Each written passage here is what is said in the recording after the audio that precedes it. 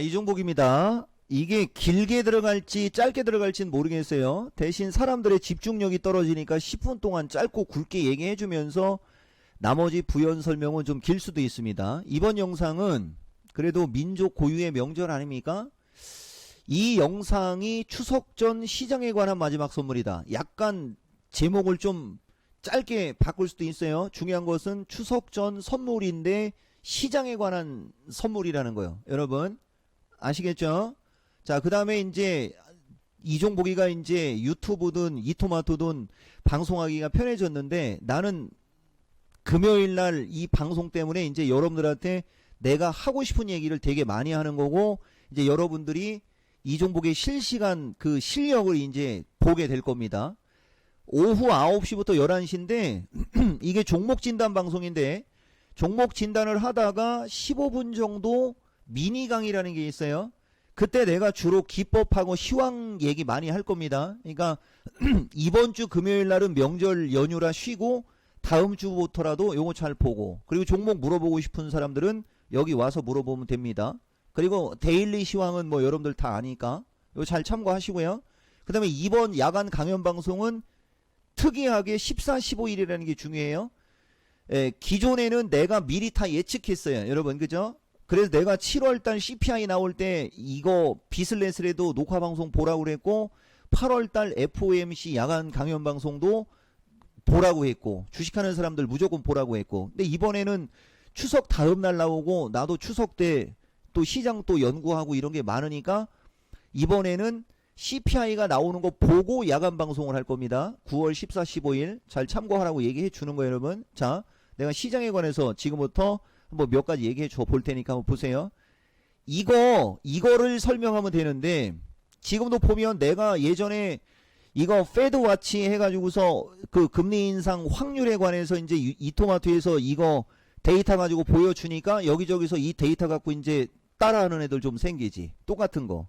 내가 그냥 시장에 관해서 여러분들한테 월봉 가지고 그냥 몇 가지 코멘트를 먼저 줘야 될 것 같아. 그럼 이제 이거 따라하는 놈들 많으면 이제 여러분들은 조금 더 좋을 텐데, 이게 지금 나는 이미 이 월봉 분석은 예전부터 다 머릿속에 있는 거예요, 여러분. 재작년 8월 달도 그랬고, 지금이 이 월봉 분석을 해야지 되는 타이밍에 온 거거든. 근데 이걸 구체적으로 설명해봤자 못 알아들으니까, 그러니까 이종복이가 중심이론 강의하거나 패턴 강의했을 때라도 참석을 했으면 이걸 내가 지금 실시간으로 설명을 했을 거예요. 근데 여러분들은 아무리 참석을 하라고 해도 안 합니다. 그러니까 이걸 설명하며 못 알아들으니까 이걸 가지고 시장에 관한 간단 코멘트를 주겠다는 얘기예요. 이것만 여러분들이 이해를 하면 지금 시장은 아무것도 아닙니다. 아무것도 아니에요. 우선 내가 하나만 알려줄게. 여기서 그러니까 지난 8월달 야간 강연 방송도 내가 이거 설명할 테니까, 이거 숫자 이거 내가 지금 영상 안 보여줘도 되죠? 이 숫자에 관해서 자세히 설명할 테니까 그 야간 강연 방송에 오시오라고 내가 영상 여러분들한테 홍보 영상 줬잖아. 이건 일봉이야, 여러분. 이런 간단한 것도 지금 사람들이 이해를 못하는데 이 월봉 설명을 과연 알아듣겠습니까? 대신 내가 여러분들한테 긍정과 부정은 알려주는겨. 자, 보면 여기서 제일 중요한 게 뭐냐면은 숫자야, 여러분. 숫자. 이게 중심이론 변곡점. 보면 여기 금융위기 때 보면 12, 17이라는 숫자, 12, 17이라는 숫자가 끝나고 어쨌든 여기 올라가죠. 자, 여기도 보면 27, 27, 22, 22가 어쨌든 지난 다음에 그 뒤에 변동성은 생겼어도 올라갔다가 밀렸죠. 여기 보면, 자, 지금 보면 제일 위험한 게 뭐가 위험했던 거냐면 여기 쌍봉. 이게 기술적 분석하는 게 엄청 어려운 거야. 근데 반대로 이것 때문에 우리나라가 폭락에 대한 리스크가 전 세계에서 가장 떨어지는 겁니다. 그러니까 지금 얘기도 잘 이해해야 돼. 폭락에 대한 리스크가 떨어진다는 얘기는 일단 지수가 세게 가거나 이럴 일은 없는 거지. 그 말 속에 답이 있잖아. 폭락에 대한 리스크가 전 세계에서 우리나라가 가장 떨어진다는 거. 그러니까 장이 빠지거나 급락장이 왔을 때는 우리나라가 버티는 힘이 제일 강하다는 얘기. 근데 반대로 올라갈 명분이 없는 것도 내가 좀 이따 얘기해 줄게요, 여러분. 어쨌든 간에 숫자를 보면 16이고 15고 11하고 11은 지났잖아. 이건 월봉이니까 9월달이 15가 되는 거고 10월달이 16이 될 거 아니야. 그죠? 그 다음에 이평선을 보면 되는 거야. 그러니까 이 영상은 아마 전문가 흉내내는 놈들은 이 영상 보고 아마 금방 알아들을 수 있을 거야. 근데 내가 여러분들한테 맨날 얘기하지만 파생방송을 안 하기 때문에 더 이상의 지수의 어떤 구체적인 건 얘기 안 하지만 기본적으로 보면 이걸 보면 바닥이 나올 때 특징. 바닥이 나올 때는 절대적으로 외봉이 없어요, 여러분. 그죠? 그러니까 지금 보면 우리나라도 보면 여기가 외봉이잖아. 그러니까 쌍바닥을 주로 내려오든지 한번 살짝 깨가지고 1, 2, 3, 4, 5로 가든지 이런 식으로. 되게 간단한 거지.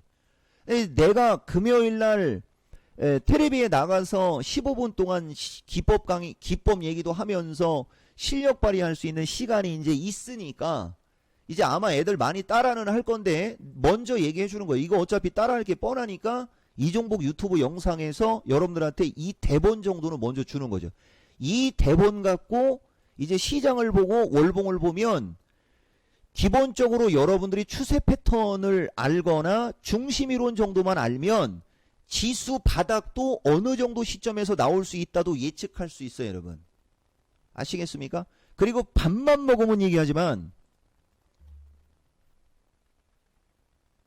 자, 내가 여러분들한테 지난 7월 달에도 마찬가지고 이게 끝나는 게 아니라 그랬죠. 이게 중심이론이기 때문에 끝나는 게 아닙니다. 이어지는 거예요, 여러분. 이 설명 정말 많이 했었죠. 여러분, 이 설명. 우리나라하고 해외장하고 무슨 차이가 있는 거냐면 이것도 내가 한 번 정도는 얘기해 줬었을 거야. 우리나라가 10년 동안 우리나라가 해외장하고 커플링을 하나의 화면에 놓은 거예요. 여기 봐봐, 여기 여러분. 2014년도에도 미국 놈들이 항정 없이 신고가로 갈 때 우리나라는 먼저 빠졌죠. 그러니까 어느 시점에서 미국 놈들이 버텨주니까 우리나라는 급등이 나온 거예요. 이렇게. 근데 그 뒤에 미국 놈들이 이제 출렁거리니까 우리나라는 핵폭탄을 맞이는 거 바보라고. 이런 식으로. 지금 이런 장이 계속 연출이 되는 거거든. 여기도 보면 여기서부터 여기까지가 가장 유사하게 올라간 겁니다. 여기도 보면. 그래 놓고 이놈들이 계속 신고가로 가니까 우리나라는 완전 폭등을 했죠. 그리고 그 뒤에 장이 흔들릴 때 똑같이 움직이고.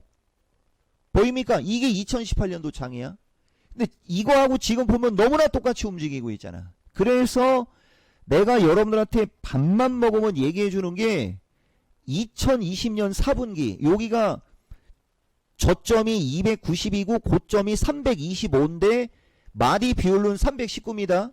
이거 자세하게는 설명 못해. 여기도 보면 여기서부터 여기까지가 미국하고 우리나라가 유사하게 움직였고, 그죠?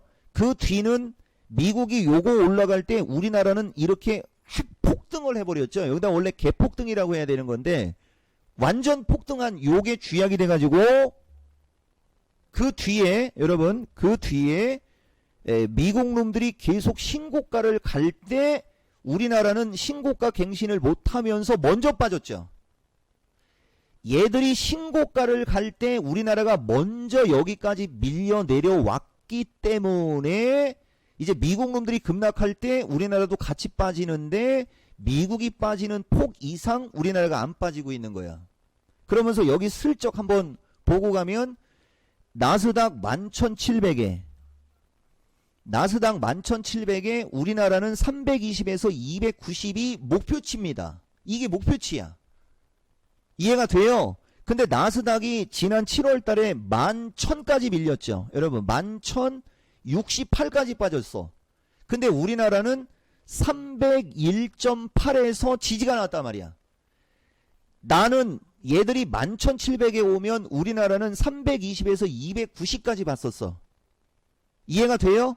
근데 11,700의 최악의 경우가 290까지도 보고 있었는데 11,060이면 700이 더 빠졌는데도 300을 안 깼잖아. 그러니까 또 미국 놈들이 13,000대로 올라갈 때 여러분 이 나스닥이 여기에서 13,000대로 이렇게 세게 올라갈 때 여러분 이렇게 세게 올라갈 때 우리나라가 못 따라간 겁니다. 이해가 됩니까? 되게 간단하죠? 그러니까 지금 장이 얼마나 간단한 거냐면 그러니까 주식하는 사람들한테 한번 긍정적인 방향으로 한번 얘기해 보면 지수가 여기서 한 번만 빠져서 300쪽으로만 오면 돼. 근데 미국이 이렇게 빠지는데도 안 빠지니까 뭐가 나와 여러분? 차별화가 나오는 거야. 이걸 여러분들이 정확히 이해를 하면 된다는 거죠. 보세요 여러분 아까 얘기한 거 나스닥이 11,700 수준에 우리나라는 300에서 290인데 11,000까지 빠질 때 우리나라는 301까지 밖에 안 빠졌어. 그러니까 얘들이 11,000에서 13,500으로 이렇게 어마무시하게 급등이 나올 때 우리나라가 못 올라갔죠. 내가 이종복의 실전 매매 최고 수익일 여러분들 보다 보면 지금 나스닥 시장이 올라간 걸로 보면 우리나라는 350대로 와 있어도 지금 열받는데 생각보다 덜 올라간다? 이런 얘기도 아마 여러분들한테 해줬을 겁니다. 그러면서 해준 얘기가 뭐냐? 우리나라가 미국을 못 따라간다는 얘기는 어느 시점에서 미국이 급락할 것이다. 결국 미국 급락 나왔잖아. 그러니까 만약에 내가 해외 선물 방송하고 파생 방송을 예전처럼 양쪽으로 주야간으로 방송했었으면 아마 훨씬 더 좋았을 텐데 접어버렸잖아. 근데 내가 파생 방송을 접었다고 파생 얘기를 안 해주는 게 아닙니다. 지금도 보면 다 파생으로 얘기하고 있죠. 그러니까 지금 혼자 파생하지 말라고. 이 엄청난 변동성에서 저점 고점 예측만 제대로 하면 파생은 떼돈을 버는데 국내장이 아니고 해외 선물. 아시겠어요? 근데 나는 안 합니다. 해외 선물 방송은. 대신 지금처럼 장중에 미국장의 지지저항 정도는 얘기해 준다는 거죠.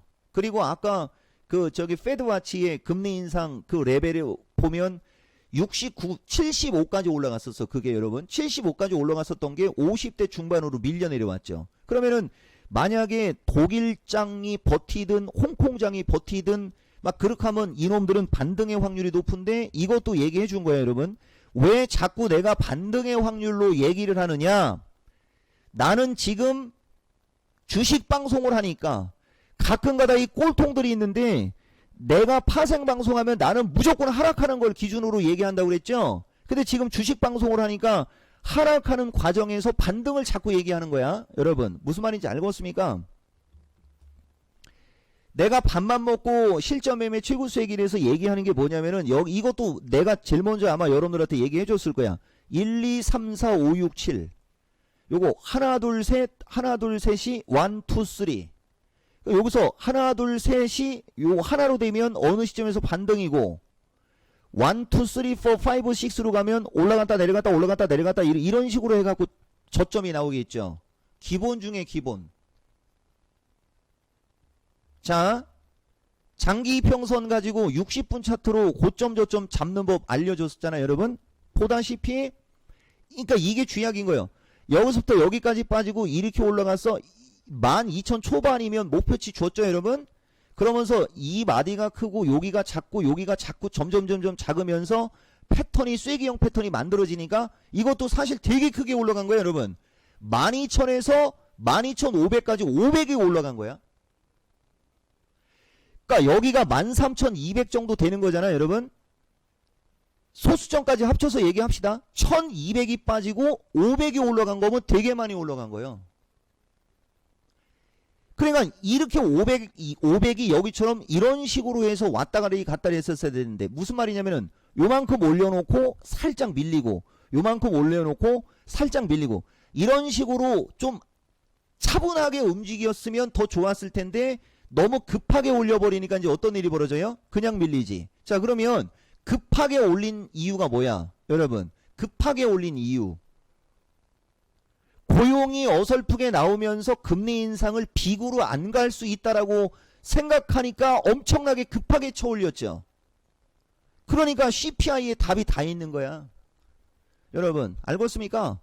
근데 급하게 올라갔는데 올라가다가 무슨 문제가 생긴 거야 여러분? 에너지 문제가 부각된 거지. 에너지 이꼬로 인플레이션이야.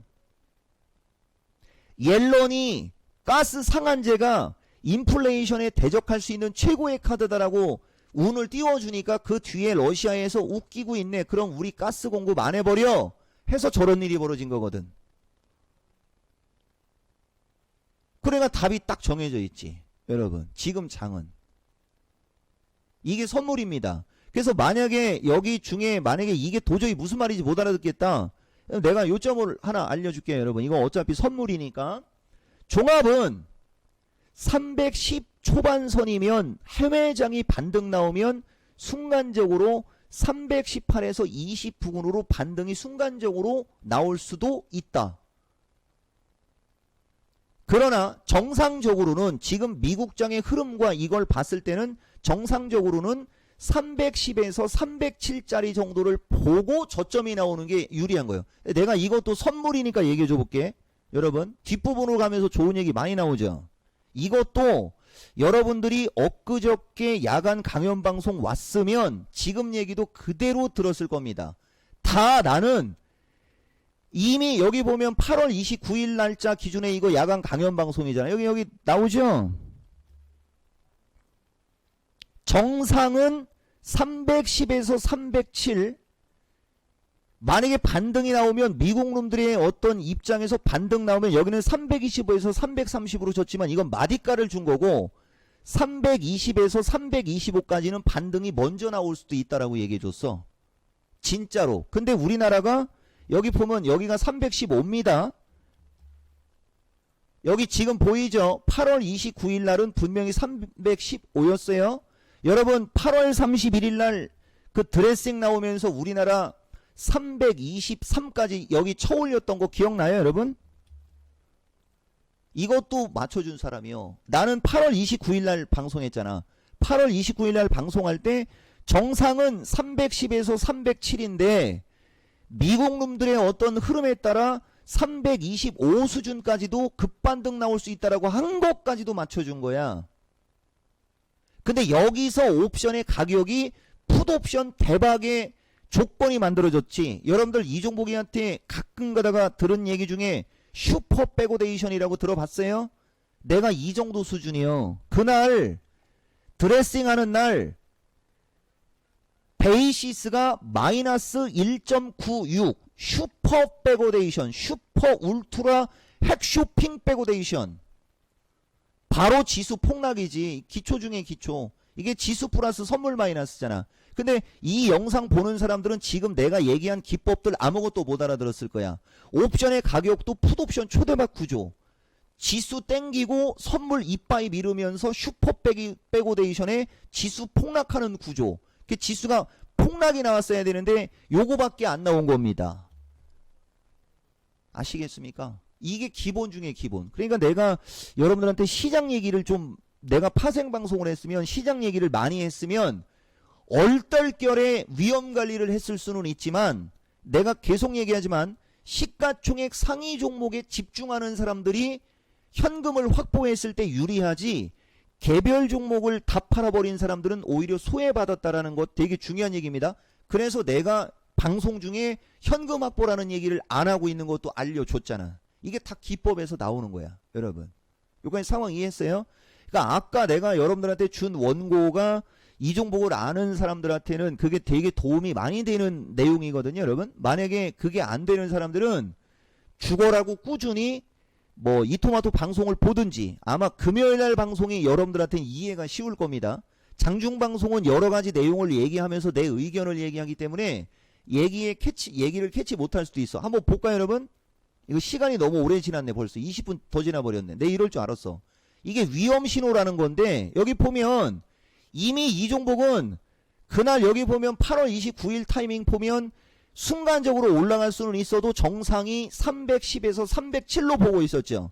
보면 분명히 내가 제목에 현금 확보라는 얘기가 처음 들어갔잖아. 여기 보입니까? 그 다음에 위험신호 전까지 어쩌고도 여기 들어가 있거든요 여러분. 그 위험신호라는 말들이 이런 말들이거든. 이런 말들. 근데 지금 다 이렇게 돼 있잖아. 보세요 여러분. 달러 110달러 보이죠? 자, 그 다음에 환율 1150원을 넘어가면 위험한데 지금 1350원 넘어가면 위험한데 1373원 유로 1달러 1유로 깨졌지. 이건 일봉을 보여주기가 화면이 안 나와서 여러분들한테 월봉을 갖고 보여주는 거예요. 보이십니까? 이 정도에 비하면 지수가 되게 버티는 건 맞죠, 여러분? 그게 종목에 집중하는 사람들. 종목에 집중하는 사람들은 유리가 맞아. 근데 시장하고 우량주하고 정통 섹터 주식을 보는 사람들한테는 불리한 거고, 이거를 여러분들이 정확히 이해를 해야 된다는 거지. 그죠? 그러면은 이제 나머지는 CPI가 나오고 나면 지수가 만약에 밀리면 어느 수준까지 밀리고, 만약에 CPI 때 CPI가 주식시장에 긍정이면 돈 벌 준비해야 되는 거서부터 딱 왁구가 나올 거야 아마 여러분. 다음 영상엔 내가 언제 상황 봐가지고 섹터하고 종목 얘기 좀 한번 지금처럼 한번 브리핑을 한번 좀 해볼게요 여러분. 어쨌든 여러분들이 나의 말을 알아듣거나 이종복이한테 주목을 하거나 집중을 하면 다 얘기해 줍니다. 이제 월화수목 금요일 오전 방송 있지. 금요일마다 주간 시장 한번 정리하고 다음 주 시장 예측하고 종목 진단하면서 기법 설명까지. 그럼 빼도 박도 못하는 거지. 아시겠어요? 그리고 이제 편집자가 수요일쯤에 이제 공부하러 다시 갑니다. 그러니까 수요일 이후부터는 물론 내가 실시간 스트리밍을 하면 되지만 그때는 이제 명절 연휴니까 명절 연휴 시장 요거 참고해서 잘 보고 명절 끝난 다음에 이종복의 말에 뭐 집중해서 돈 벌고 싶으면 오는 거고. 그죠? 그런 식으로 한번 해보세요 여러분. 그래서 다 있어. 나는 다 보여줄 수 있다고. 내가 여러분들한테 했던 내용, 뭐 지수, 그때 했던 말이 무슨 말이고 다 얘기해 줄 수 있다는 거예요. 여러분들한테. 결국은 지금 환율이 문제가 된 거잖아. 이거 내가 지난번에 영상 보여줬죠 여러분. 8월 12일에서 8월 18일 사이에 집중적으로 했던 그 방송이 있을 거야 여러분. 여기에 8월 12일에서 18일 사이 여기가 변곡점이었거든. 32 변곡점에서 해줬던 말들이 지금 다 부각되고 있는 거야. 그러면 그때 해줬던 말들이 부각되는 시장이면 지금 307쪽으로 왔어야 되는 거거든. 근데 지금 312에서 버팅기고 있다는 거죠. 이게 바로 쿼드러플 위칭데이 외국인들의 수작일 수도 있는 겁니다. 근데 이런 얘기하면 영상 길어지니까 일단 시장 얘기 지금까지 해준 걸 한번 여러분들이 잘 보세요. 제일 중요한 거는 이걸 이해하는 거. 내가 이제 나중에는 이거 너무 뒷부분으로 간다. 이게 다 글로 쓴 거거든. 여기 왜 가끔 가다가 파생은 어떤 놈이 잘하네 하면서 개소리 하는 놈들이 가끔 있는데 파생을 이종복이한테 얘기를 들어야 팔자를 고치지 잘못했다가는 인생 쪽난다. 이건 이종복이가 직접 내가 여러분들한테 얘기하는 옵션의 가격 구조서부터 이 모든 것들은 이렇게 일일이 내가 20년 동안 저 당시 기준에는 15년이에요 여러분. 15년 동안 숫자들을 다 적어놓고 평균값을 내갖고 데이터로 뽑아가지고 얘기하는 숫자야. 이게 진짜. 이거 다 글씨로 쓴 거잖아. 깨알 같은 글씨로 쓴 거잖아. 보입니까? 근데 안타깝게도 나는 주식하는 사람들 편 들기로 했어. 주식하는 사람들 파생 얘기를 내가 할 때 여러분들이 못 알아들어서 그렇지 결론만 생각하면 좋습니다. 내가 이종복의 실전 매매 최고수 얘기를 해서도 지수 갖고 얘기하는 거야. 지금은 종목이 아니고 파생을 하거나 지수로 보면 나는 무조건 하락이라는 얘기 진짜 한 50번도 넘게 했잖아. 그죠? 근데 주식 위주의 방송을 하다 보니까 그 과정에서 반등하는 타이밍을 얘기를 하다 보니까 매일같이 뭐 지수도 좋게 얘기하고 맨날 종목 추천하는 사람으로 비춰진 건데 그건 네 생각. 내가 항상 하는 얘기.